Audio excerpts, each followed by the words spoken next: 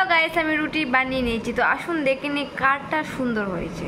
তো গাইস এটা হচ্ছে আমার রুটি, আমি তেল দিয়ে বানিয়েছি। আর ওয়েট ওয়েট ওয়েট ওয়েট এটা হচ্ছে আমার বড়ের রুটি, যেটা পুরো আটার বস্তা বলতে পারে। দেখুন দেখুন দেখুন গাইস গাইস দেখুন, আমি আপনাদেরকে একটা হাতে নিয়ে দেখাচ্ছি। তো গাইস দেখুন এই হচ্ছে রুটি, আরও দেখাচ্ছি, এটি দেখলে আপনি অবাক হয়ে যাবেন।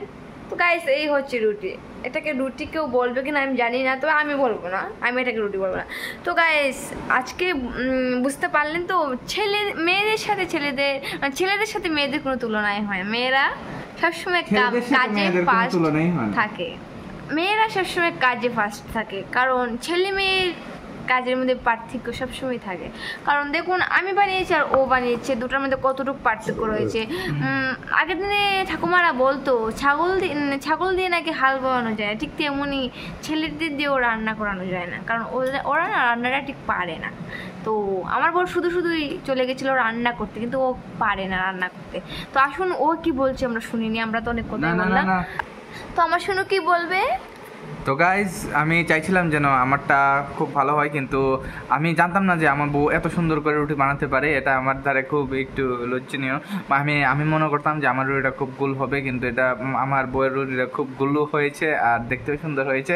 কিন্তু অতদিন ধরে উনি বলেনি যে উনি এত সুন্দর করে রুটি বানাতে পারে। তো আমি খুব ইমপ্রেস আছি। তো হ্যাঁ, অতটুকুই। তো গাইস এখন আমরা রুটি বানিয়ে নিয়েছি, এখন আমরা খাবো। তো কী দিয়ে খাবো, আজকে অন্যদিন তো রুটি মাংস করি, তো আজকে মাংসটা আনিনি। তো আজকে আমাদের করে দুপুরে ডাল রান্না করেছিলাম, তো ডাল আছে। তো আমি ভাবছি রুটি দিয়ে ডাল দিয়ে রুটি খেয়ে নেবো এখন। আর কালকে ডিম আর পটল এনেছি, তো দেখা যাক কী বানানো যায় ওটা দিয়ে।